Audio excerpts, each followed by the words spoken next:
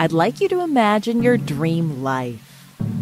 See the version of you who has what you want to have, feels how you want to feel, and is who you want to be. I'm Brittany Hoops, your hypnotherapist and manifestation coach, and this is the show where I'll teach you to master the full power of your mind, to guide you on your journey towards destination manifestation. Take a step back for the ones who can't do that. All right. Hello. Welcome back. This is Destination Manifestation, which is a podcast for you, the ambitious dreamer, the deliberate creator, you who wants to blast through your conscious and your subconscious blocks to manifest the life of your dreams. So if you're already subscribed to the show, thank you so much. And today we are bringing on our newest manifesty bestie, Hisam from BB25. Yes, y'all. I know you guys have actually been asking for this. You've been like, when are you going to have Hisam on the show? Because we have so much in common. Now, you probably know Hisam from Big Brother, but very soon you're going to get to know him for his vast knowledge and expertise in helping you foster psychological well-being, right? And that's because in real life, he's a geriatric physician and a psychiatrist. And so in this episode, we're tackling all your questions around mental health, the science behind hypnotherapy, the psychological impact of participating in a reality TV show, which we both know so well, how to continue your dreams as you grow in age, and so much more. And I will say one of my greatest joys post BB24, which was the season that I was on, is getting to know some of the BB25 house guests. And the moment I first spoke to Hisam on the phone, I can't describe it. Like, it just felt like I had known him for years. And I think that's because we both love to geek out on this stuff. And I will say this, you'll notice this episode's a little bit longer than some of my episodes. And my initial intention was actually to cut down the conversation, to edit it.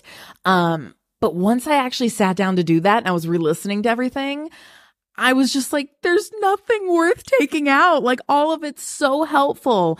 And so I really hope you find a ton of value in this. You find this as transformational as I found this episode. So I'm going to leave it all in for you. You can take it bit by bit. So let's just go ahead and jump into it. Hisam!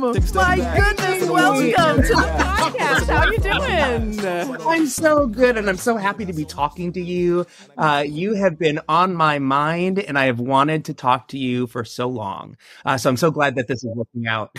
I so appreciate this. You know, I saw a kindred spirit as I was watching BB25, this season, and I thought, well, Hisam, I need to connect with this guy. I feel like we have a lot in common, and wouldn't you know, we sure do. I'm so excited for this episode. So, Hisam, we both we have this part of our lives, right, that we're deeply passionate about, mental health, helping people. I know we've had conversations. This is what you want to use your platform for. This is definitely what I want to use my platform for. But this was kind of a part of our lives that wasn't maybe the most strategic thing to just be putting in everybody's faces in the Big Brother house. I hid that I was a hypnotherapist for most of the time. I know you hid that you were a doctor, but guess what? We're not in that house anymore. So no more hiding. We don't have to. We don't have to hide from anybody. Now let's talk nerdy about mental health. Let's talk nerdy about science. And so it's so funny, guys. You have to know before we hit record here, Hisam said, I have a bone to pick with you. And I said, ooh, save it. Let's pick this bone as we record. So tell me, Hisam, you've been listening to this podcast. What's the bone you got to pick with me? I want to hear it. So my bone to pick with you is I have now listened to several of your podcasts. I have your live chats. Yeah. And every so often you're like, and I'm going to let my woo-woo flag fly. And here's my contention with it. My contention with it is what you're doing is backed by science. It is demonstrated to help people in remarkable ways. We have a really good understanding of how it works and why it works. Yeah. And so I think that you're underplaying the value of what you do and this important tool. And I think by saying it's woo-woo, people are like, oh, it's like snake oil, but it isn't. It isn't. And so that's my bone with you. Well, I appreciate that you bring that up, Hisam, because you are so right. And these are things I know. Here's the thing. As I was kind of explaining to you, everyone knows I sort of came from this corporate background. I'm very, left.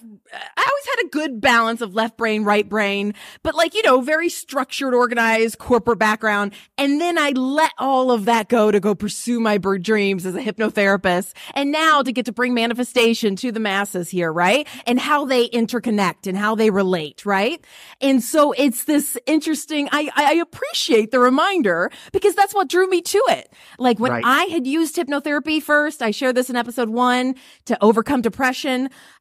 It felt like magic in the way of the shift that I experienced in myself, but I knew better than that. I knew it wasn't magic. I knew it wasn't woo-woo snake oil. I knew that it had absolutely changed my life. And that's what propelled me to want to go learn how it works in the brain, in the mind. And that's why I'm so excited to talk to you here today because you bring a scientific medical perspective to all of this, and I want to talk about it. Yes. I love that. And what I'll also say to you is like, if it works for you, then it will work for other people. Yeah. Right. And one of the things that you don't know about me is that back in high school, I was one of the people chosen to be on stage for our hypnotherapist. Like that. Were you? Yeah. And at the very end, they basically said like, find something you want to change. And the thing I wanted to change was biting my nails. And literally right after that hypnotherapy session, I never bit my nails again. Really? In like the high school, like I'm imagining like in an auditorium, maybe some grad night, something. And in that setting, you never, man, you were highly hypnotizable then. Yeah. Wow, I am a very highly hypnotizable person. And I am always chosen. I can be hypnotized in an audience. I mean, that's fantastic. Of course, I think I explained this in one episode. The hypnotist is always looking for the folks like us, right? That are highly open, suggestible, hypnotizable. Right. But to hear that kind of result in what is a group sort of setting is pretty remarkable. Not to say that people won't have that experience. You did. This happens for a lot, but that goes to show how, and when I say highly hypnotizable, what I mean by that is open, resistance-free, ability to relax. I mean, this gets back to, it isn't some like, oh, Hisam has some like a magical quality about him. Although he is pretty magical, I will say. You're a magical person to talk to. But, like ability to open up your mind and be receptive to new thoughts, And also to let go of judgment. Yes. Right? And that's one of the things that like hypnotism and hypnosis and this trance-like state allow you is to let go of judgment. Yeah.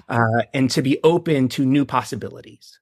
Yeah. And so I feel like that's part of my life and why I'm so drawn to the work that you do. Oh, well, I appreciate that. And I think it's so beautiful. You had made a point when we were just briefly talking about manifestation and hypnotherapy and how we can look towards like how this makes sense of using hypnotherapy as a tool for creating a life that we want. Because isn't that what manifestation is? Creating a life that we want. It's not all about the fancy cars and the $1 million homes. Of course, if that's what you manifest, then focus your attention. But it is about that. It is about focused attention. It's about focused attention. Yeah. And anytime you're focusing attention on the things that you want, you can manifest and make it possible. Yeah. When I decided I wanted to go to med school, my attention was focused on how to get to med school. And part of that was doing the work, right, to get there, and also staying the course and not giving up. And that's what focused attention is. Yeah. And if hypnosis allows you to get there, then why wouldn't you want that too? Right. It's about recognizing what are the thoughts that are going through our head. Thoughts are the thoughts we're consciously aware of, and even the thoughts and belief systems and patterns and programming that we might be not so consciously aware of. So that is operating subconsciously. And so how can we begin to refocus it all towards where we want to go? And I want to hear more about that. So tell me, what led you to wanting to become a psychiatrist and do the work that you do here now? Whoa. So I became really passionate about trying to understand why people did the things that they did. And simply because you start to see things which are disconnected. Like, why is someone operating with a set of beliefs, patterns, and emotions that are not conducive to their health? Yeah. And so I became incredibly fascinated with that. And originally I wanted to become a pediatrician when I went to med school. But then when I did my psych rotation, I just was opened up to the possibilities of like what could actually happen for people. And I tell people the distance between like A and B was much shorter from physical medicine than psychiatric medicine, meaning that if you could improve people's mental health, you could change their whole world. You could change the way they look at things. You could change how they interacted with their family. You could change how they participated in community. You could change the course of the next generation, because we know that depressed moms raise depressed kids. And so you could impact not just like the person's life, but their entire future and in society at large. And I thought to myself, like, why wouldn't I want to be a part of that? And that's how I chose. You know me, I got full body goosebumps as you say this. We're so on the same wavelength because, I'll talk to clients and this and that. And of course, Hisam is a medical doctor. He may not be your medical doctor, but he is a medical doctor. I am not in the medical field. I am in more of a holistic practice here, but I love what you said and can resonate so much with that because I will have clients that come to me and, unfortunately, I'm not able to take insurance of any kind. I'm not in the medical sphere, and they'll be concerned about the cost of working together or whatnot, which is completely understandable. But, it's my job to show what is the value of what anyone who would work with me would get or anything. And it's exactly what you said. It's like, it changes every aspect of your life, to any sort of mental health modalities or tools or anything that we use can set you on such a whole new trajectory. And how beautiful is that? And that's so cool to hear that you recognize that and thought, I went in on that. I'm trying to explain to patients that if you don't have your health, you really have nothing. Right? If you don't have your health, including your mental health, you really have nothing. It's the only thing you'll focus on. It's the only thing that basically draws any attention. And because of that, you can't do other things that you're passionate and you love. And your world becomes really narrow.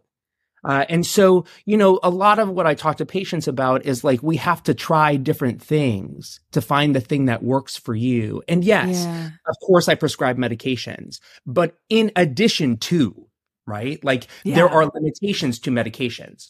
Like, for example, like no amount of Zoloft is going to make you okay about your dad dying. Like that's not going to happen. Right. So there's limitations to what I can do with a medicine. Now, are there limitations to therapy? Sure. There are limitations to therapy, but putting them together is really synergistic. It's like 1 + 1 = 3. And the data supports that. Right. The data supports that if you actually put medications plus psychotherapy together, that you get a better response than if you do either of them alone. Yeah. And so how do you, when you're working with your patients, it's like almost like creating own little personalized puzzles, I would imagine, for every person you encounter. How do you begin to look at someone, their life, their experience, where they're at right then, and begin to put those pieces together? How do you go about doing something like that? Yeah, I think that a lot of it is getting a really comprehensive history. And I think that one of the things that has happened in our medical system is that now people are just like one sentence, and our lives are just a lot more complex than a sentence. And so what I try to do is understand how we got to where we got. And sometimes that can be done in 5 minutes. Sometimes that takes an hour, right? But we will take the time that it needs to get the information that is important for us to make the decisions for you to get better. And then we decide like how much of this is biological, how much of this is psychological, and how much of this is social. And as a doctor, I'm constantly weighing those things and trying to figure out, okay, like the problem that you're dealing with, let's say, is like the loss of your dad. Yeah. Okay. You're going to have to go through grief counseling, and that's psychotherapy. But also, if you're so depressed you can't get out of bed, then maybe a medication will be helpful in this case. Right. Yeah. And so each person is an individual. Each person's life experience is different. But of course, there are patterns, right? There are patterns that you start to see and you start to say like, okay, well, this worked for several people before you. I'm hopeful that this will work for you. But if it doesn't, we will change the plan. Yeah. Right. Yeah. And I think that's and I think a good psychiatrist or a good therapist does that. Yeah. Right? Yeah. I love how you say that too, that it's like, okay, it's working as a team, you know, also too, that's like, okay, we're going to try the, I've seen this work for X amount of people that had similarities to your experience. Let's try this. We'll see how it goes. And then we're not giving up. Like we don't give up. Like I know I'll talk to my clients sometimes and I'll be like, I'm learning the language of your subconscious mind right along with you. Like let's learn how your subconscious speaks to you through hypnotherapy. And then I have a whole set of tools that we can grab from and try this. Okay, let's do this for a little bit. Okay, let's do that. Of course, wanting to get that aim and get them feeling as best as they can as soon as possible. But utilizing those various tools. Yeah. And I think that what you learn is nothing happens overnight.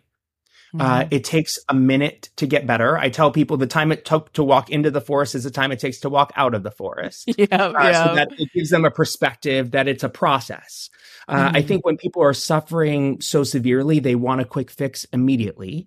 I think that they overvalue what a medication can do, and anticipate that will just get them back to themselves within 3 to 6 weeks. And for a small percentage of patients, that happens, right? And we find out about 30% to 40% of people will have a response with a psychiatric medicine. But what about the other 60 to 70% of them, right? Yeah. And so, that's kind of how I think about things. And to your point, the important part is it's a team, right? And I think that the best doctors that I have been mentored by use the patient as a team member and provide them with the information and the resources they need in order to make the best decision for themselves. And I tell people, if you don't have a doctor who can do that, then try to find one who can. Yeah. Try to find that perfect teammate. Yeah. On this journey. And I love that you mentioned that not everyone is so beautifully hypnotizable like Hisam here that needs one high school group session to stop biting nails. Sometimes I see clients that one session we're good, great, and that's wonderful. I love that. But sometimes it requires repetition of practice thought in a state of hypnosis to build those strengthened, neural pathways of a new belief system. And sometimes that takes time too. And I think that's the constant battle. Right. And that's the science, right? Yeah. That neurons that fire together, wire together. Right? Yeah. And the truth is that if you've been doing something for a very long time, that's a really strong connection. So in order to actually beat that connection, you need a stronger connection than that one. Yep. And that just takes time and effort and intention. Yeah. Right? And so that's why some things like biting your nails can happen in a session, but dealing with like post-traumatic stress disorder or generalized anxiety disorder is not going to happen in a session. That's going to take time because that is a lifelong pattern of behavior and emotion and thought.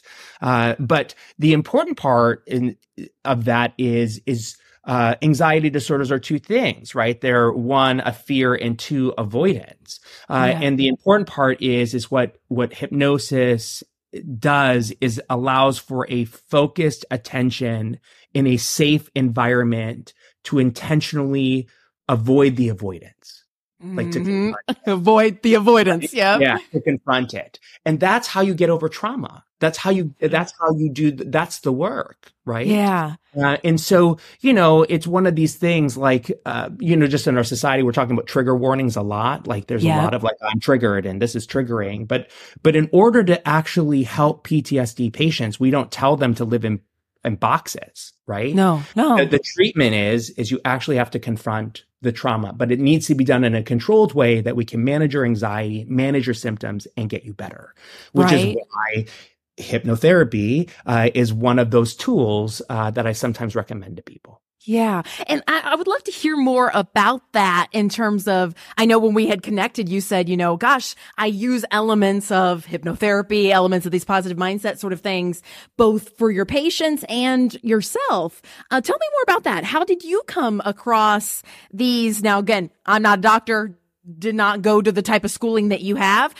They don't really cover hypnotherapy, right? In educational settings so much. Yeah, in psychiatry, you will get some hypnotherapy.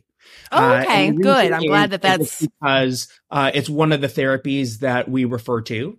And in my experience with hypnotherapy really comes from the work that happens from David Spiegel.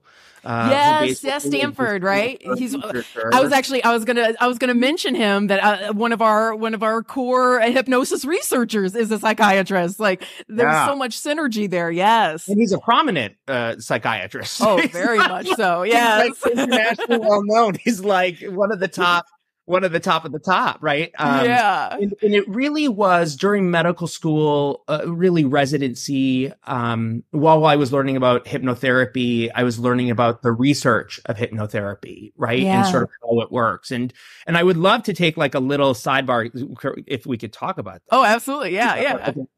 So the way we think hypnotherapy works, and which drew me into it, is understanding the biological phenomenology of how this therapy works, right? Which we cannot necessarily do with psychoanalytical psychotherapy, right? Sort of like the Freudian sit on the couch. We don't have good data or fMRI or imaging studies to basically say like, this is how it all works. We do.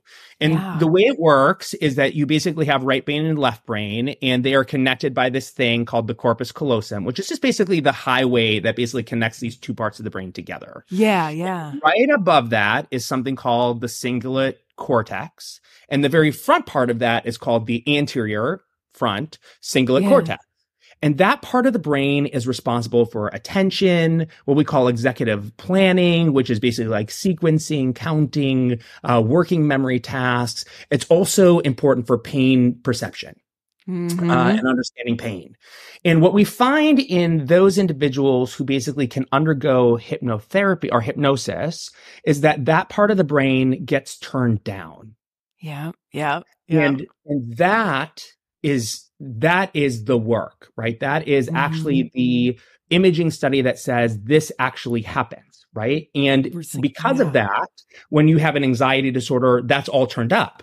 And so you can use hypnosis to bring it down. Right. The other thing from a chemical process or a neurotransmitter process is that we know that GABA, which is the inhibitory neurotransmitter, basically calms everything down, basically increases during hypnosis. Right. So it's like the soothing technique, which is also why you can use hypnosis for pain, right? Because pain is in this specific part of the brain. Right. And so once I learned that, right? Once I knew that, then I was like, oh, this is serious. This works. This is not just like sitting on a stage. This is not some magic trick. This is not some snake oil. There is actually imaging studies that demonstrate, in fact, this does work. The parts of the brain that we expect to turn down to improve anxiety actually turn down in this state.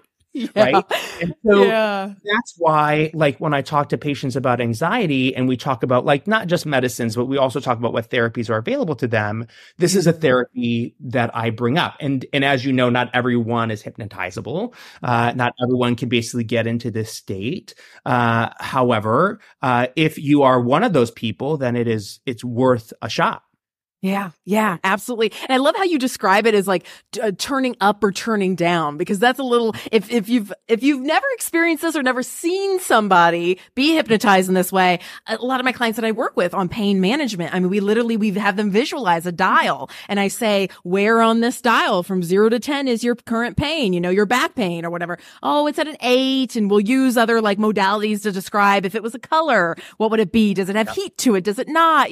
Any other metaphors to describe describe this. And if they're like, oh, it's a ball of pain and, my right side of my back or something, we can begin to, and it's red hot, let's just say, we can begin to send cool, soothing blue to it, and we can unwind. Okay, it's a tangled ball, but let's unwind it. And we use these aspects of NLP to begin to kind of shift and change those modalities, or maybe turn down that dial. Okay, if it's an 8 right now, what does it feel like if it's at a 5? What about if it's a 3? Can we get it down to a 2? And it's just so freaking beautiful to see somebody to literally just feel it, and then had to have them self-report like, oh, I'm in charge of this sensation. Right. And then, of course, this is not the work that I do, but, there are hypnotists that use, glove anesthesia or are able to help with hypnosis even as an somewhat of an anesthetic. And in some cases, I was reading up a study where I think it's for some cancer patients, some hospitals were offering, you can go under general anesthesia or local anesthesia with hypnosis. And I thought that was so interesting. Also, the Spiegel's benefits work. of that. Yeah, he's done a lot of work in that area too, helping cancer pain with hypnosis. And so the interesting part about it is both emotional and physical pain lie the same in the brain, right? Yeah. They're both part of the cingulate cortex, the anterior component of it.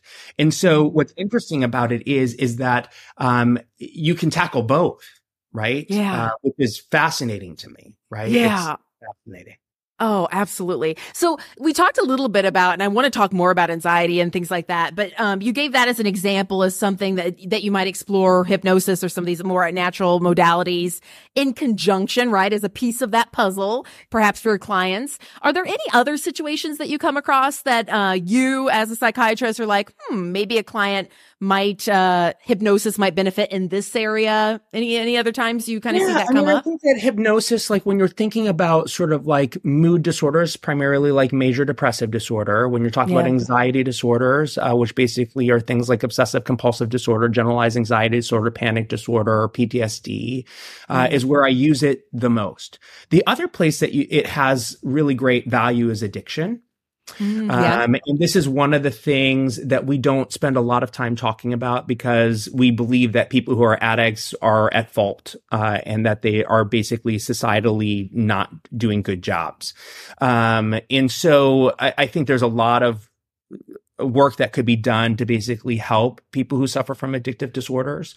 And hypnotherapy is definitely something that helps. The other thing that we use it for, same with me, is behavioral change, specifically like biting your nails, smoking cessation, alcohol consumption, all of these things. And the reason is that I think we underestimate the power of our own brains. And the reason we do is we just don't understand the brain that well. Like I remember reading something that we understand more about space travel than we do about brains. It just blows my mind. How can we have this thing that is so important in us and not understand it fully? But that also makes it so exciting and like so like every new discovery. I mean, that's why I just love studying neuroscience, because I'm like, oh, I want to understand more fully the scientific aspect of this. Right. How in the world, because it affects everything that we do, like we were talking about earlier. Right. And then what you learn is that, like, for those people who are not hypnotizable, that could you actually use these pathways of those who are hypnotizable to develop new novel treatments or brain stimulation, right? And then you could actually induce the state for people. So instead of chronic pain being sort of like, things that we put in people's backs and injections and incisions and all of that, what we do instead is we basically stimulate certain parts of the brain, right? Which is, what I talk about. Yeah. So what I talk about is like, and we're trying that already, right? With neuromagnetic stimulation, right? We're already doing that with depression. But the question is can you do that for other illnesses, right? Could you actually trigger this specific part of the brain and actually induce soothing techniques? Could you help people go through post-traumatic stress disorder? And that part's exciting to me, right? That part is like where the field is going. That's why psychiatry is so cool to me. So Hisam, I want to geek out about some things. And this might feel a little disjointed, but this is also because I ask people, hey, I'm talking to Hisam. We're talking mental health. I asked on Instagram, like, what questions do you have? So there were kind of some different areas that came up. So I was kind of hoping we could kind of play a little bit of a mental health ping pong. You got the medical side. I got the holistic side. Let's just talk about some of these things, right? So I know we already kind of talked about anxiety a little bit, but I feel like anxiety is one of the areas that I see clients a lot for. You mentioned it in the scope of hypnotherapy too. What is going on in the brain when somebody has anxiety? And then I'd love to talk about some tools just at large that can help ease anxiety. So, when we think about anxiety, all anxiety disorders have a fear component. The fear component comes from the amygdala. The amygdala is in every organism, right? And the reason it exists is to basically tell us when there's a dangerous situation. Because we really need to not be eaten by bears and dinosaurs and things of that nature. And so what happens in an anxiety disorder is that the amygdala gets turned on, and there isn't necessarily an impulse to turn it off. And as you're exposed to that again, what ends up happening is the amygdala turns on and tells you this is danger, danger, danger. And then your brain is like, yes, this is danger, danger, danger. And so you start to avoid it. Right. And as you start to avoid it, what ends up happening is that you're safe up until you confront it again. And the minute you confront it again, your amygdala is like, remember how dangerous that was? Remember how scary it was? And then you start to basically develop this pattern. Right. And that is something you start to learn. The other thing that happens for anxiety is that you also have to learn what to be afraid of. Now, there are some things that we're all afraid of, but there's some things that we learn to be afraid of. Like, for example, like my mom was afraid of spiders. So I learned to be afraid of spiders, right? Because she had a huge and emotional response to spiders. You're seeing that at a young age. You're soaking that in. There creates a program, spiders equal danger or fear. Exactly. And so, and the amygdala's job is to basically help warn us, right? And so a lot of the anxiety disorders are amygdala driven, and then they're basically reinforced by this prefrontal cortex that basically tells you like, yes, as we're scanning the environment, there's danger around here. The amygdala fires, the brain then gets confirmation that this is dangerous. You learn that pattern of behavior, and then it leads to avoidance. As you start to avoid, your world just gets much smaller and smaller, which means that you can tolerate less and less. And the less and less you tolerate, then the more scary the world becomes, which is why a lot of people will tell you is like, my anxiety started off kind of small, and then it just sort of like ballooned, right? And that's how we go from like being afraid of spiders to being afraid of everything. Everything. Right? So what does somebody do? They recognize these patterns because our brains are designed, and thankfully so, to create these patterns. These could almost, and I don't know if this is the right terminology, but could be considered faulty patterns, because they're not serving us, or they're not, they're triggering a sense of danger when there might not actually be any. What does one do if they notice themselves in this pattern of avoidance, and that, that anxiety bubble is getting bigger and bigger and bigger and encompassing more and more and more? Yeah. So the thing that you can do is either one, you have to get over your fear, which nobody does, right? You're just like, your brain is just not wired to do that. Or second, you tackle the avoidance, right? Yeah. And the way you have to tackle the avoidance is in a structured way that it doesn't trip your fear of actually doing the work. Right? Which basically means that it's going to take time, right? And it's small improvements each and every time, right? So for example, like if I'm afraid of spiders, I am probably not going to go to like the wide world of spider exhibit and hang out with spiders, right? And start off by probably like looking at pictures of spiders, right? And then slowly getting accustomed to that and managing my anxiety related to that, right? And then I might take it to the next step, which is like, I may hang out in a room where there's a spider very, very far away, right? And you just sort of habituate gradually to improving your anxiety, which is why what you're learning is your brain is learning new things. This is the beautiful part about brains is our neuroplasticity, right? Which is our brains to relearn new things, to basically develop and change. And we see this with stroke all the time, right? Like people who suffer stroke basically lose function of their arm and leg. Their brain rewires itself to gain function. right? And the same thing can happen when you're dealing with an anxiety disorder, is your brain can rewire itself to basically say, like, that's not dangerous anymore, which is the best part of hypnotherapy, is like you're strengthening those connections over and over and over repeatedly till that becomes the major highway, right? So instead of the road being like, I'm afraid of spiders, there's a highway that says, I'm not afraid of spiders, right? Exactly. And I always give the analogy that it's like an 8-lane highway is what you have. And we kind of got to take a machete and chop through that forest to create a new path. But how does that path become, a path that everyone's going to walk? You got to keep walking it. You just got to feet on the ground to create that path. And I love how you're talking about kind of these little, like, almost mini exposures as a way to kind of open up, because that's what we do in hypnotherapy too. You're in a deeply relaxed state. We use visualization in a very distanced, dissociated sort of way, maybe even being in the third person. A lot of times I'll have my clients kind of like visualize themselves watching from above and say, let's use a spider instance. Okay, say you're by a spider, but notice how relaxed you are. And we're just, I'm reinforcing this repetition of this deep state of relaxation, a little bit of spider. And then we'll let the image of the spider go away, and we'll go back to your safe place, your place of relaxation. And we're inching a little bit towards it. Of course, it's all created in the mind, right? So that after that session, maybe don't go to world of spiders, but maybe if there's a spider around, begin to test this and to prove to yourself in real life here that those same natural relaxation states that you've kind of created on that subconscious level can apply consciously now too. Because I'm sure as you notice, like, once we get a little bit of that exposure and it's a positive experience, it unravels so much faster.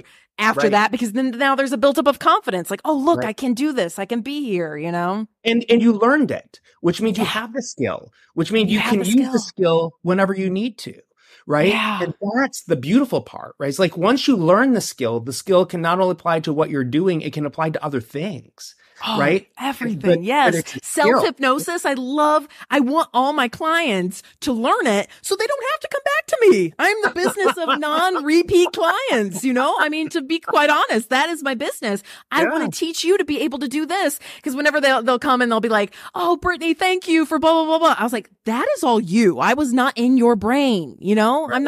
I'm not in your brain. You created that state. I was like a tour guide, to help you get there, but you created that. And how empowering is that when you realize you're the one who creates it? Yeah, it's an incredible gift. Right. And what you find is that even people who are hypnotherapists require other hypnotherapists for help. Same thing. It's like, just as doctors, like, in psychiatry, just as we help people with psychiatric illness, a lot of us basically end up getting therapy on our own. Right. Yeah. And that's just to basically cope with the things that we're dealing with. And it's part of our training, right? In psychiatry, it's part of your training. You have to go through psychotherapy, right? So that you have a good understanding of, like, who you are and, like, what is you and what is not you. Right? Yeah, exactly. Destination Manifestation will be right back. So let me ask you this. When do you plan on living your dream life? Seriously. Because here's the thing. The past is done. The future is never promised. So when? Honestly, now is the only time you have to live a life of your dreams. Because the now is all you are ever guaranteed. It's all you ever really, truly have. Now, I'm sure you guys see this all the time, right? These days, we have such amazing people doing such amazing things. We have international superstars like Taylor Swift and Beyonce taking the music world by storm. We have entrepreneurs that are literally funding their way to space. We have Nobel-winning scientists developing life-saving vaccines and cures to diseases. I mean, it's literally mind-blowing. And hey, don't get me wrong. I love these big, huge, life-changing manifestations. I see them every day. But just yesterday, I was traveling on home and I was thinking to myself, what if you just want to enjoy your life a little bit more fully? And manifest a life that brings you joy, contentment, maybe a little bit extra fun, freedom, time. Or maybe it's manifesting a new job or a move to a new city or even meeting your soulmate, your dream partner. Maybe it's manifesting a business that affords you a life to focus on your passions and what you love most. Hey, I manifested that. I understand. Well, it turns out that's exactly what one-on-one hypnotherapy and coaching is designed to help you do. From manifesting more abundance, whether that be money, time, freedom, love, to creating a life that you're actually excited to live. One-on-one hypnotherapy and coaching can help you create the mindset that will fuel a better, more joyful life for you. And through my one-on-one hypnotherapy and coaching programs, I'll take your hand and I'll guide you through the tools that you need to align your thoughts, your beliefs, and your actions to create a life of your wildest dreams.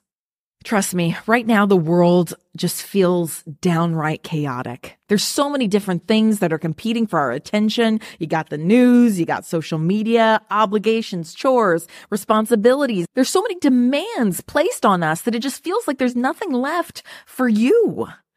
But with my programs that use the power of hypnotherapy specifically for manifestation, my one-on-one hypnotherapy and coaching programs are like having that personal trainer, but for your mind. That's kind of what I am, because together we build those mental muscles that are required to believe in your success, to map out a plan, and to support you every step of the way so that you can begin to live life on your own terms.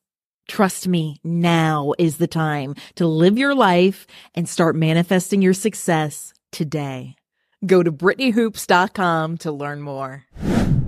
Exactly. So, Hisam, let me ask you. So, all of this, we're talking about anxiety.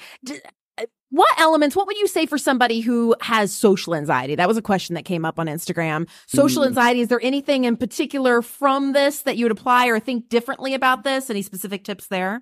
Yeah, I mean, I think that like all of the anxieties are the same, right? And social anxiety is no different, that there's basically a fear and there's avoidance, right? And so the truth of the matter is that you have to have the tools necessary to confront the avoidance, right? Confront the avoidance. Yeah. You have to confront the avoidance, right? And all of the anxiety disorders are the same this way. Right. Like, and I think that, you know, and I'm using a broad stroke because I'm probably oversimplifying it all. Yeah. But it's so that it's understandable. But you will find every anxiety disorder has these two hallmarks, right? It's fear and avoidance. And social anxiety is no different, right? There's fear of being around other people. That is the fear rather than spiders where, you know, it's so being in groups or whatever it might be. Exactly. So they're basically, or they're afraid of public speaking, or they're afraid of going to the bathroom in front of other people, right?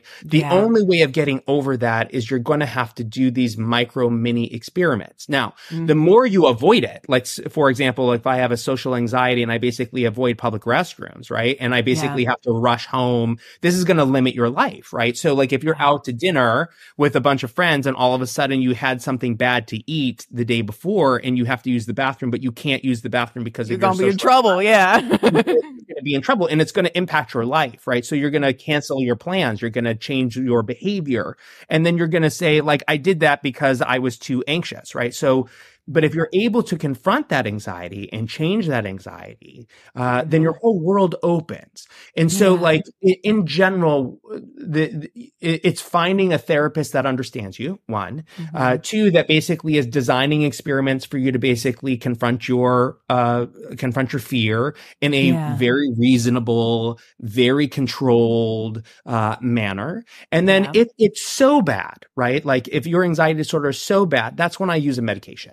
Right? Yeah. So if your anxiety is so bad, you can't get out the door, right? Yeah. Then we need to talk about a medication, right? Yeah. So that, you know, I talk about levels, right? Your anxiety is like a 0 to a 10, right? Yeah. And if you are someone who's operating constantly at an 8, right? Your ability to basically reason through things and think through things is really limited. And so if I can use a medication to take from an 8 to a 4, right? Then you can, that's workable. You can work with that. Yep. Right. So you can do the work so that you can learn, so that you can do the experiments. Great. Let's use the medicine. And then once you're better, let's see if we can pull the medicine away. Yeah. Right. And so, and I really believe that anxiety disorders are learned phenomenon, right? They are something that we learn, right? We learn sort of how to be. Yes, they have a biological basis. Yes, there's a neurochemical thought process about it. But at the same time, like you can, just as you learn anxiety, you can unlearn it. Yeah. Yeah. Oh, I absolutely love that. Here's another one. So kind of shifting gears here, right? Loneliness. Okay. Loneliness. I know it's a state that everyone can experience regardless of age, but I'm sure given the patients that you work with, older patients, you might see this, quite a bit. What do you recommend for people who might be experiencing a deep sense of loneliness, regardless of how many people they might have around them or what their situation might be? It just really depends on where the loneliness is coming from. This is where you have to actually dive into like, what is the deal, right? Okay. And what I mean by that is like, you can be lonely by yourself or you can be lonely in a group of 100 people. Yeah. Right? Yeah. Like I used to, I'll give you an example. Like, when I was, in college, I was part of a chemical fraternity. I knew everybody. Like, I was friends with everybody. And I remember being at a party and everyone knew me and I knew everybody, and I never felt so alone in my life. And the reason I felt that way is I didn't feel like anyone really knew me. Right? I remember feeling that way in the Big Brother house. Yeah. Like, 16 people and I felt very lonely. Right? Like, nobody really knows me. Right? Like, they all have a perception of who I am, but nobody really knows me. And that was really caused me a tremendous amount of loneliness, right? And so, the way that I counteracted that was like, I was like, well, then I have to develop true connection. The thing that I had to do to get there is I had to learn how to be vulnerable. I was going to ask you, what's the key there? Yep, that's it. And the more I study about vulnerability, the more I'm convinced that it is a necessary part of connection and life. And that being vulnerable, to take a chance, to fail, to not succeed, is actually the key to living your dreams, right? Yeah. Because you will never know unless you're vulnerable. And then how do you take that vulnerability and not take it personally, right? When things don't go the way you want. And that part is really hard. And that takes a lot of mental work and effort, not to put your ego attached to the choices and the chances you are taking. Right. Yeah. And, as you know, like when you apply for a show like Big Brother, there's a large chance you're not going to be asked. Right. Yeah. Like, you won't get the opportunity, and not to take that personally. Right. Yeah. And go back and be like, I'm going to do it again. Right. Yeah. I'm going to do it again because it's something I want. Right. Yeah. So loneliness, the antidote to loneliness is connection. Much like it is with addiction, right? The antidote to addiction is connection. And because a lot of people who use substances are looking for a way to escape. And a lot of times they're escaping from the loneliness that they feel. Yeah. And it's because they're disconnected from the people that they love or care about, or from things that are important to them. Let me throw another curveball at you here, Hisam. Self-esteem. So now we're getting in kind of the dreams and the goals mode, right? Self-esteem. We know it's important. What happens when you got a low amount of it? Low self-esteem. Say you have a patient that's suffering from low self-esteem. What might you suggest? What's your perspective on what they should focus on to sort of build up their self-concept? Well, we have to know what stories they're telling themselves, right? And a lot of this is what story you're telling yourself. Right? Like, and where did that story come from? Right. Yeah. And the truth of the matter is that people's low self-esteem comes from a place, right? It didn't just happen. Like, we as kids believe we are invincible. We can do everything, that the world is our oyster. Like, I've never met a 6-year-old who can't be a painter and an astronaut and, and like a doctor all the same time. All at the same time. Believe that the world, but something has to tell you that that's not true. Right. And usually it's an outside force. Sometimes it's society. Like, for example, telling little girls, you can't go into math and science. Sometimes it's a parent basically saying that you're worthless and you're nothing. Sometimes it's a trusted person who sexually abuses you or assaults you. Sometimes it's an experience that you have where you learn something while hanging out with friends or alone. And so the question is what is the story, right? And what is the evidence to support that story, right? Yeah. And what have you done to reinforce it? Right? So self-esteem is not only just having the event happen, but also the reinforcement of it. the living of that, the running of that programming in the present moment. That's why I always tell my clients, I'm like, okay, the past only ever exists as what you were replaying in the present moment, that program. You're pressing play right now in that. That's done. That's said and done. What are we playing right here, right now? And what you said just kind of reminds me of a beautiful exercise that sometimes I'll bring when I notice that kind of situation that you're describing, that I'll do with clients of like, okay, say I got this story from someone or some event or something, or, say it was something that they felt like, oh, my dad said I was not good at this, and so that's why I feel bad about myself, or whatever it might be, right? We kind of do this beautiful thing in hypnotherapy where we ceremoniously give that back. Where we untie it from ourselves, say, hey, this isn't serving me. I know you must have been hurting. Here you go. This is yours sort of karmically to heal. And I am free of that story that I'm telling myself. And what story will support where I want to go? I want to be over there. What story is going to need to bridge that gap from where I am here over there so that I can play that one again and again and again in the present moment? And that's where a lot of the suggestions or affirmations we might come up with, these positive thoughts, like what's the story I want to be continually telling, and begin to like instill that. And I tell people like, when you come to me, it's because you're suffering, right? Like if everything was okay, you wouldn't be talking to me, right? The reason you're here is because things are bad, right? And so why not try something new, right? Like why not try something different, right? Like, because you could go home and continue to do what you're doing, right? And the truth of the matter is, like, until your suffering gets so bad, you're not going to change, right? But the reason you're here is you want to change. So then how can I support you in your change? And what you find is that when you basically, sometimes like I tell patients, like, I can't be working harder than you. Right? Like you have to do the work, right? Like I can't be working harder than you to get you well, right? Like, no. Like I am working so hard to get you well. I was like, no. This is actually your work to do. Oh, Hisam, I so feel you on that. That is, I would say, like, it just like us just like talking one-to-one, like I would say me as a practitioner of hypnotherapy, like, that is one of the hardest parts, I think, because I would love nothing more than to be able to just go like, bloop, bloop, bloop, bloop, and like, and help somebody and just have it change. But I cannot do that work. I always say I'm the conductor of the orchestra, but you're playing the instrument, I can't play it for you. And I wish I could. What do you find? I'm just curious. What do you find in those situations where you find yourself working harder than the person? How do you try to switch that dynamic? What I'll tell, I'd love to learn from it. Like if you ever watch me on a Big Brother, how I handle this is I just confront people, right? Like I just confront. Like I just want to tell you right now, it feels like I'm doing a lot of the work.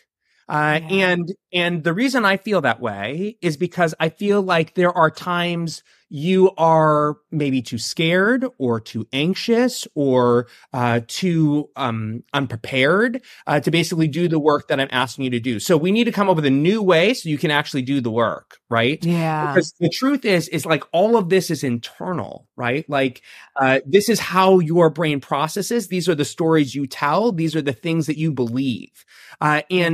And yes, of course, like if I had a magic wand to basically like make you better, then I'm going to win the Nobel Prize, right? Right. Like, give me one if you figure one out. I tell people like the work is hard, right? And it's also important to inform people the work is hard, right? Like it's not going to just magically get better. You have to do the work, but the work is worth it. Right? What are some of the stories that you think trip people up the most from doing that hard work? So like, say you got somebody in this situation, you feel like you're doing more of the hard work. They're not doing the work that they need to get better. Right. What are the any common stories you see that's preventing that? Right. I'm not worthy is a big one. Yeah. Right. I'm not worthy. I'm not good. Right. Like as whatever goodness means for this person, like I'm not a good person. I don't deserve. Right. I'm not deserving of, and I don't have the tools. right? Those are all of the things that I hear. And so like what you'll see from me a lot, right, which can be taken the wrong way, is like I confidently am like I deserve. I confidently am like I belong. I'm confident that I will have. And it comes from the fact that like for a long time I didn't feel that way, right? It took work to become that way. Right? Where, you know, society as a gay Arab Muslim man tells you you don't belong in lots of different aspects. It took me time to basically say like, no, I absolutely deserve to be here. I am absolutely worthy. I am absolutely like designed to be successful. Right. And that work is hard work. I mean, you know, I'm 45. Like I didn't get comfortable in my own skin until like the last 8 years of my life, right? What did that look like for you, Hisam? Like, what was that? What was required? Like, how did you get from A to B there, where you did truly believe what that? It was I was tired of being someone I wasn't, right? You know, I think that I just got tired of trying to pretend to be the thing I could never be, which was straight or not Muslim or not Arab. Like, I just got tired. And like, and what you find is it just takes up so much energy to pretend to be something that you aren't, that you might as well. The avoidance, right? It takes more time to avoid. You should spend the energy to be something that you can be, right? And embrace that thing that you can become, right? And so, you know, it takes work though. It takes time and it takes a lot of kindness, right? And you find the support how you find it. I also did lots of things. Like I got rid of people that didn't make me feel good. Like I don't mind criticism, but like there was like a point of time that people were just brutal, right? And that had nothing to do with me. That had everything to do with them. But you have to learn that, right? You have to learn that. And that's, you know, that's one of the things that I sort of taken away from like, you know, my time on BB is like, thank God I went into the house older. Right. I think about that too. I was talking to Caitlin Herman. Do you know Caitlin Herman from BB? I think she was BB 20. She was 24. And I'm like, 24. I couldn't imagine, you know, especially with like how social media is nowadays, right? Like, oh my God, where everyone is willing to tell you how terrible you are. Right. Yeah. And, you know, that's the thing, right? Like, you know, we are now connected more than ever. The stories that we have in our own head can be reinforced by the stories that are provided by people hiding behind avatars on Twitter. Right. And you start to wonder, is it true? Like, is that who I am? And because you already have that story in your head, it just reinforces it. That highway gets bigger, right? Yeah. Those connections become deeper. And then it's harder to actually feel better, right? Yeah. And so, you know, like from my experience is it took time, right? And it took a real effort to basically knew what I was and what I wasn't. Yeah. Accepting my faults, but also my strengths.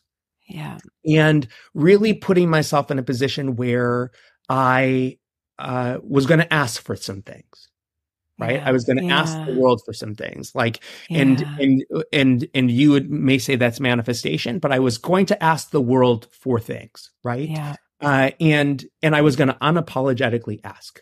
I was going to say, I deserve it. And I'm going to unapologetically ask for it. Right. And what was the result of that? You get to that place where you can be that way. How did life shift? How did it change, Hisam, when you reach that level? Yeah. I think that what you find is that my ability to make connections with people is a lot more real. My ability to be vulnerable is a lot more frequent. My ability to sort of proudly stand up and say, this is who I am, despite people saying differently. And also, it has also focused my goals, right? Like one of the reasons I went on Big Brother was I wanted to basically change my life around. Right. Yeah. I was a little afraid that it gotten stagnant. I had everything that I had wanted. Right. Like everything that I had asked the universe for, I had it. Right. Yep. And I was like, and so the next thing I needed to ask the universe for was a change. Right. Change. I know we don't ever stop. Like we're not like, oh, great. I got it all. Let's just relax. No, we're always wanting the next iteration of ourselves. Right. Yeah. In the next iteration of myself, like I want to be better than the last iteration of myself. And as I have gotten older, the thing that I want to do is give back more. Right. That's the thing I want to do now. Right. So I've moved into a different era of my life where it's much more important for me to actually provide service than to take. And I'm hoping that this platform, this BB platform, will allow me, similar to you, to meet people and improve their mental health in a new way. Right. To explain things to them where they may not have found someone like me to talk about their issues in a way that makes sense to them. Oh, and absolutely will. It already is. I mean, look at today's conversation here. Yeah. Which, Hisam, I'll ask you kind of one finalish question. Oh. We didn't talk too much about BB. Of course, I hope maybe that's perhaps a little refreshing, considering I know you've done many an interview that has been only about that. We're multifaceted people, right? Like, yes, you get to see us on Big Brother, and yes, I love Big Brother just like you love Big Brother. I love the game, but I don't want it to become my whole life. Not your whole life. That's not healthy. If any, I mean, we know what's mentally healthy. Right. Having anything become your whole life is not mentally healthy in any sort of capacity. But I know that feeling. I remember it felt so good and refreshing to just get back to what you're passionate about, what you're familiar with, to share yourself in a new way with a new audience, new clients, new patients, new friends, all these things. But can I just sort of ask you from one human to another, like, how are you doing? Like, how are you navigating post BB life? Mentally, I know it's a big shift. It's a big change. And I'm curious if and you're still very much going through it. So I'm not expecting you to like have this like buttoned up answer, but any advice for people who go through big life changes like you're going through right now? Yeah. I mean, like, I wanted to change so I could reevaluate the things that were important to me and also test myself in new ways. And I learned. Did this do that? Yeah. I knew the answer to that question, but in what ways did it do that, I guess? I mean, like, one of the things that I learned is I'm a lot more resilient than I thought, right? That my ability to cope, my ability to plan, my ability to overcome was stronger than I even imagined, right? Two, I learned that I'm really mentally tough. Right? Like I'm really a mentally strong individual. That is a strength of mine that I've been honing. And a lot of this comes from sort of mindfulness practice and also manifestation. And if you watch BB, you'll see this happen often for me. Like right before a competition, you'll see me take a deep breath in. Like there is a moment of like calm. You'll like watch me sort of calm down before I get into the competition. And I think that the reason I win, right, is like I'm not thinking about 1,000 things. Like my focus and attention is really like honed in. And I need you to hear my interview that I do with Michael here. We talk like, I mean, ding, ding, ding. I bet like this is the exact, I might as well copy and paste this mental honing. I mean, and you guys both are huge competitors. So, I mean, that's just interesting to see the similarity. Yeah. And so I was like, I learned that about myself too. And like the other thing that I learned is that there are a lot of people that are hurting right now. Right. And although I knew that from a psychiatric perspective, I wasn't necessarily aware of sort of the societal component. I don't think anything can prepare you for the hurt that is directed. And it's like when you're like on Twitter and Instagram and all of that, like it became very apparent to me. I was like, there are a lot of hurting people. Like this is nothing to do with me, right? This comment has nothing to do with me, right? Right? And I was like, and it made me really aware that there's so many people who are hurting, and it's caused me to ask the questions like, how do we make that better, right? And I'm still sorting that out, right? Like I'm still sorting that out. Like, how do we make that better? Right. And then do we make that better? Yeah. And so, and sort of probably the last thing that I sort of took away is that I was like, how important it is to be surrounded by people who love you and care about you and who know you on a more deeper level, or a deeper level, and who are able to say, we know that that's a television show. We know, that it is edited. We know that that was a high stress environment and may not be your best behavior. and to give me grace and mercy and kindness, for the mistakes that I make, and to accept that as just a thing that happened as opposed to my entire personality. Right. You're gonna make me tear up. I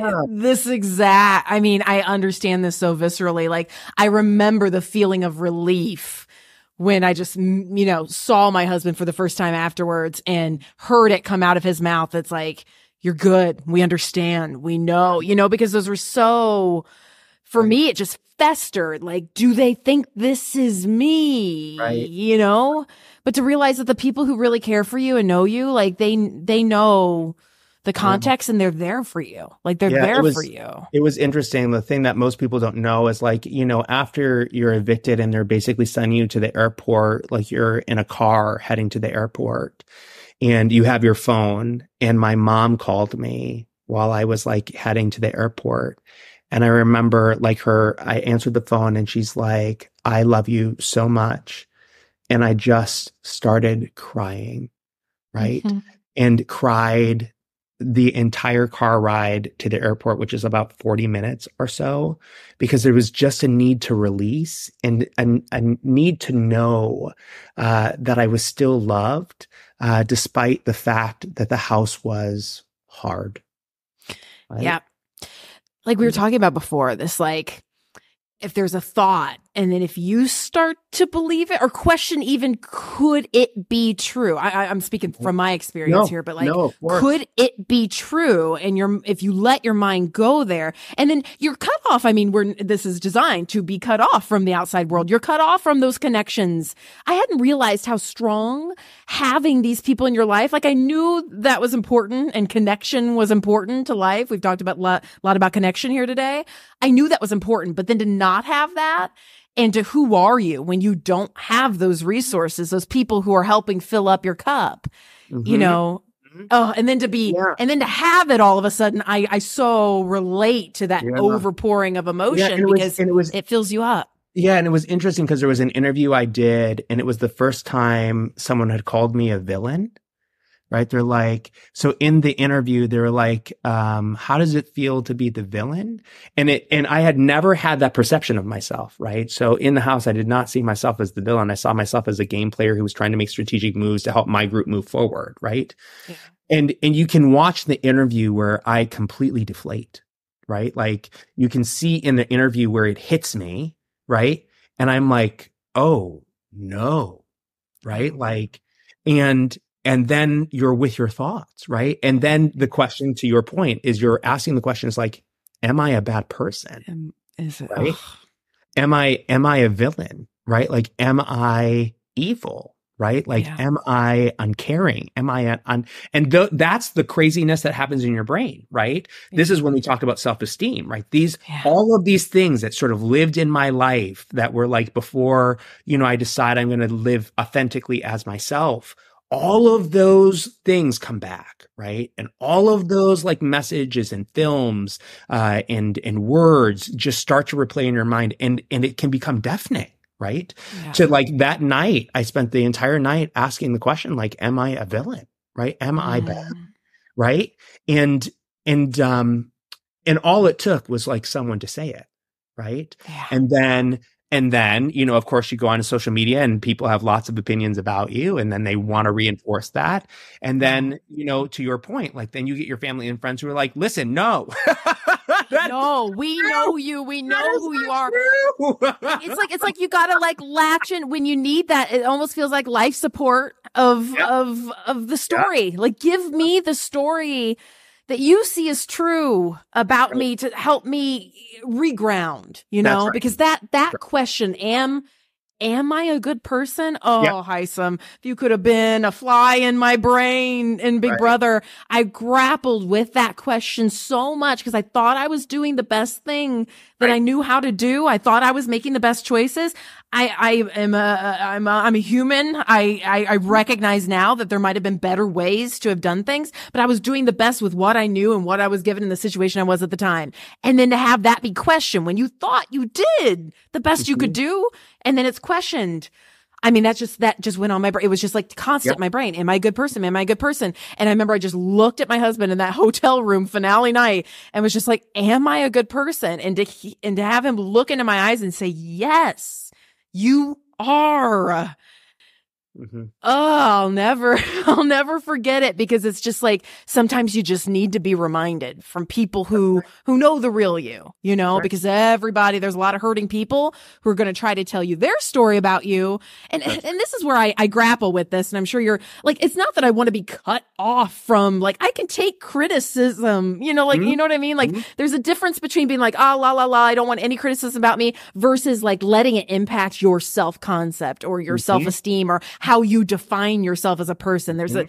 There's gradients there, and I don't ever want to be so cut off that I don't listen to anybody ever. But there is a different kind of there's a different kind of I'm breed of willing this. to listen to criticism and feedback to make me better, right? And that's the distinction, right? Like, if you are going to criticize me and give me feedback to make me better, right? To hold me accountable, great. Let's do it, right? All day, every day, right? But if this is just to basically make me feel bad about myself, I have to keep it moving, right? Like, I have to keep it moving, right? There's already a lot of negativity in the world. Like, I don't need any more negativity. I don't need anyone telling me their thoughts about how terrible I am as a human being. I get it. We don't have to be friends. That's fine with me, right? Like, it's okay. We don't all need to be friends. Like, we don't have to be friends. I get it. I'm not friends with everybody either, right? Like, you'd be hard pressed to go to the office and be like, I love all of my coworkers. Nobody does that, right? So I was like, I get it. You don't like me. That's cool. That is totally cool. But at the same time, like, I don't want to go to my job and basically be bullied and harassed. I don't want to basically get on my phone and be bullied and harassed. Right. And I don't do that to other people. No, you don't. So you said, I want to keep this along. Here's my final question for you, because here you went on Big Brother to shake things up, to have a new experience. And now, what does the future hold for Hisam? Like, dream with me. What's next for you? The thing that I want more than anything, right? So if there's anyone who can listen to make my dream happen. Oh, come on, everyone, listen up. Here's what I want. I want an opportunity to help older adults live out their childhood dreams. And I want to show older adults that there is a life after 65. That's what I want to do. Full body goosebumps. Right. And the second thing I want to do is help families understand, right? Like, how to love an older adult, right? And give them the education that they need so they can best support them. But like, if I can have a dream, like my dream, like dream of dreams is like, if I could have, like, I don't know if it's a TV show, I don't know what it is, but like that literally was in my brain, Hisam. I'm like, this is a TV show. It's possible as a TV show to help older adults basically live out their childhood dreams, and to show older adults across the nation that it's possible, right? That would mean the world to me. That would make everything worth it. Right? That would make everything worth it. Right? Do you follow Jimmy Darts on Instagram or online? Okay, I'm going to send you Jimmy Darts. He does, like, people donate money, and then he does random acts of kindness. You would love his account. Random acts of kindness. Yeah. Mm-hmm. And it's just beautiful. I almost like envision something where you're like, almost like you utilize your platform to go out there. And I'm sure people, when they see the joy that you're experiencing, like, if they see what you're doing, like, people would donate to that cause of helping older adults live out their childhood. I want them to see older adults like they had a whole life before they came old, right? And a lot of times their own families don't know their lives, right? And so, like, the amount of times I talk to older adults and they talk about going dancing, they talk about like serving in the war, they talk about like, they show you old pictures of their style and the music that they used to listen to and what they used to do. Like, they had a whole life. Like, we all had our 20s, right? We all had our 30s, right? Yeah. And I think that once people become older, everyone's like, that all disappears, right? No, and I think that's what makes aging scary. When you're like looking ahead and it's like, oh, and then my life's going to be like, there's an erasure of my life. That's exactly right. Like, that feels very scary about aging. And then you don't want to age. You're avoiding one age. Only that's a thing that you cannot avoid. Yeah. But like, why can't we shift that? Yeah. 86% of older adults will experience ageism every week, right? It happens all the time. It is the narrative everywhere, which is like one of the things, like, you know, I personally am like, I'm aging, right? So I don't touch things up. I live like how I am. I don't filter a photo. I filter photos, but I'm not getting injections or anything like that. No, you look older, and I was like, "Cause I am older, cause I'm aging." And I don't want to hide aging, because I don't think aging is bad, right? Which is why I think like we need like a national television show to show that like aging doesn't have to be bad. That you can live a wonderful life as an older adult, and you can still live out your childhood dreams, and your families can watch you succeed, right? Yeah, that would be like. I feel like that's so important now too, because, you know, as developments in science are there, like hopefully we as humans will be living longer and longer. And so there needs to be some sort of like solution just societally too, that we are not, if we start erasing somebody's existence or at past a certain age, and yet we keep living longer, like that's a problem too. You know what I mean? Like you can't be spending 40 of your years experiencing ageism or whatever it is. Yeah, you know? I mean, we need like, to change that narrative. Yeah, it's like, it's crazy. Like people will be 70 and I'll ask them what they want to do with their lives, and they're like, I don't know. And I was like, if you live to be 78, you have 8 years of this? No, honey, no. We can't do 8 years of eating like cod on Fridays. Like, no, girl, no, we won't do that. Right. So we have to figure out a plan. Like we have to figure out like, what is it you're passionate about? What is it you love? And we tell older adults that once they become old, they don't have a life. And so a lot of what my job is working with older adults and mental health is like, no, let's dream. Let's figure out what it is you want. Let's basically use your resources to create the life that you want, not the life that you have to have. Do you think that, like, if you have those thoughts that, like, I don't have anything more that I want to do here, right? And you aren't dreaming and you are older, do you think that subconsciously impacts how long someone might live? Absolutely. I was feeling like it would. Absolutely. And they die terrible deaths. Right. And they die a terrible death. Right. And I'll just tell you that, like they die terrible, right? They die miserably. They're usually disconnected from everyone and everything. There's nothing that brings them joy. And I will say a lot of times the only person that's coming to see them is me. Yeah. Right. And so, and I tell them, I was like, this is not a life, right? We have to have a life, right?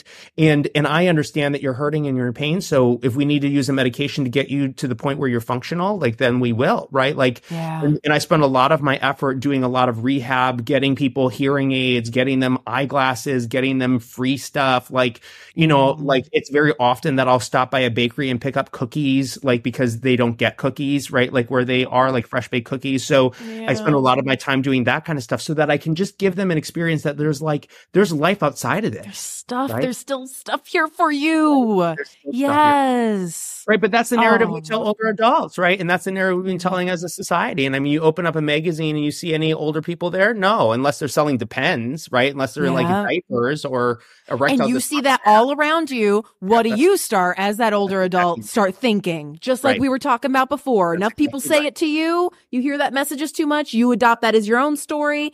That becomes your life.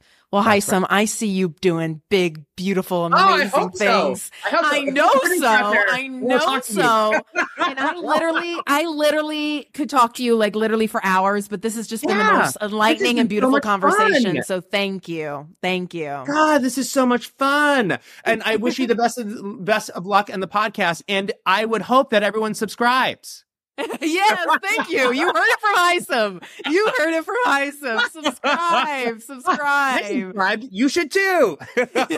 Wow. You should go into advertisements, Hisam. Yeah. He was not paid for that placement. Here's what I'll tell you. I find value in the thing that you're doing, and because I find value to it, I want to support it so that you continue to do it. Right. And I think that that's one of our most powerful things. It doesn't necessarily cost us anything. Like subscribing to your channel is easy. It costs me absolutely nothing to to do. It actually provides me with content that I find valuable. I listen to it. I suggest it.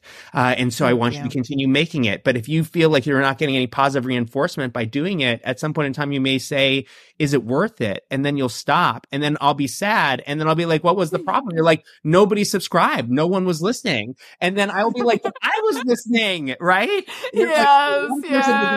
Yeah. So subscribe. Absolutely. Subscribe. Be in good company. Hisam is there. Hisam, I appreciate you. This has been wonderful. Thank you. Of course. Thank you so much for your time. Yeah, take a step back for the ones who can't do that. That's right. You know, it's so funny. I know, people online would comment how many times Hisam says right. And I do that all the time, right? I think it might, see, I just did it right there. I said right again. I think it must be a coach, therapist, like type of, habit of language to check in with people to see if they're understanding, to see if they're tracking, because I know I definitely do it and Hisam does it too. So I should hold some sort of contest if you can guess how many times both Hisam and I said the word right in this episode. Maybe you get a prize. Maybe I'll do that. That kind of sounds like fun. But anyways, I appreciate Hisam. This episode was amazing. Hisam's listened to enough of these shows and knows how we end each episode, so I appreciate him doing it for me. So like Hisam said, subscribe. And the one other thing that I'd like you to do after listening to this episode is this. Go and write a review of the Destination Manifestation podcast. Apple Podcasts is the place to do it. Be sure before you submit it, I want you to get credit for it. So take a screenshot before you submit. Email it to me, DM it to me. And if you do that, I will send you a Destination Manifestation baseball cap. Okay, that is just a thank you from me for being a part of this beautiful manifesting community. I have like 30 baseball caps, so as long as I still have them here, I will send it your way. All music for this podcast is by AQ. And remember, you deserve, you belong, and you will have. I'll catch you next time. I don't know.